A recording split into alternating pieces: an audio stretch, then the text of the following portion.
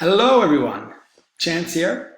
I thought it might be a good idea to do an overview of the Voyage cohort just so people can get a better idea. So first off, why Voyage? Why are we switching to do this style of cohort versus the more traditional Chingu cohort? Basically, it's so we can improve and create more opportunities.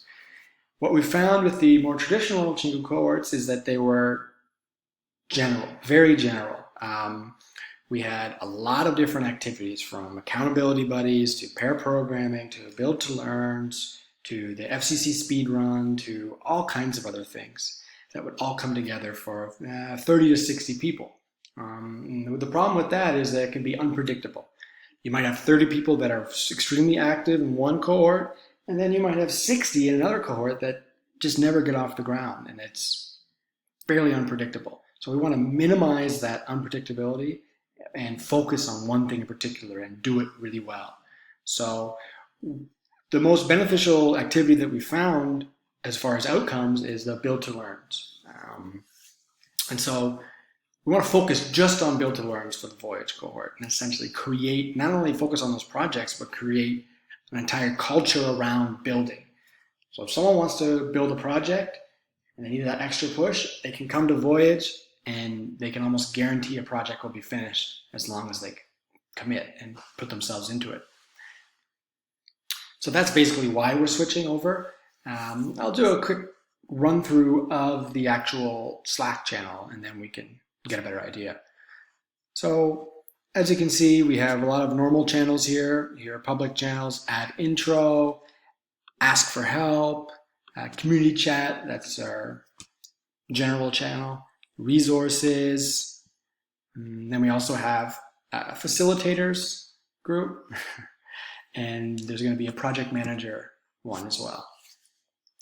So what's different about this one that's worth mentioning is that in June we had 14 different cohorts, around 700 people spread amongst 14 different Slacks. So it was just bonkers. It was way too much. Very difficult to ensure a certain level of quality when everything's spread out in that way. And one issue that this style is going to solve just by design is we have one Slack, one place. Everybody's going to be in here. Now there's going to be a lot less because we want to focus only on build to learn projects, and we want just be more specific on who we choose to go in, people that commit to projects. So it'll be about probably around 200 people in this cohort. So there's going to be 200 people in this Slack right here. So in the public channels, you'll have a lot of people contributing. Won't have to worry about nearly as much about them being active. You're going to get a lot of intros. It's going to be hopefully a lot of people asking for help. A lot of activity in here, just by design of having that many people in one place. But then we're going to break it apart into smaller, more intimate groups. You've got your individual cohort. So with this, there's going to be 3 of these, 3 animals essentially. And it's just going to be 3 different channels, each for the different animals. And so as an example, cheetah zone. Let's say this is tier 1. So the animals will represent the 3 different tiers. Tier 1 is HTML to basic JavaScript.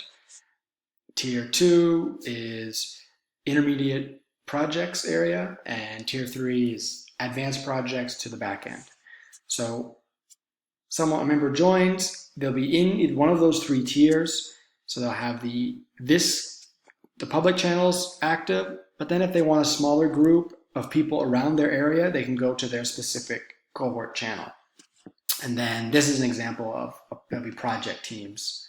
We're going to aim for at least 3 people in each project, and we're also going to be assigning project managers and creating a lot of resources and we already have the process kind of sketched out that people will follow to help just create more structure to the projects. Okay, so I think that, so you may be wondering, what will the cohort leads do this time if they're not going to be running an entirely different Slack? So instead, it still follows with our theme of this as being less but better. Cohort leads are going to focus on specific channels. So instead of having to do everything, you'll have like 2 or 3 cohort leads for each specific channel. So imagine we have 3 people who have ownership over the general channel here. Can make it better, think about what's wrong with it, how it can be improved, that sort of thing. Or I think this is going to be really helpful for ask for help, finding out how to get people to understand how to use this channel, how to ask good questions, that they can ask questions, and that sort of thing. And then there'll be people for this individual chat as well. And the goal of this is that because this is one cohort, the cohort leads are going to have smaller or more defined specific roles that it's easier to manage and to do a good job of. And then it'll also free up cohort leads to work on other projects they want. So it would be, an example would be the Chingu organization, bigger picture stuff, or we're actually, I'll get into another video, we're going to be planning a virtual hackathon in this cohort as one of the projects. So people could work on that. Or AMAs, we're going to have projects in residence, hackers in residence. People can organize things based on that as much as they want. Okay, so we are at almost 7 minutes. I'm going to stop this video now, and I will see you later.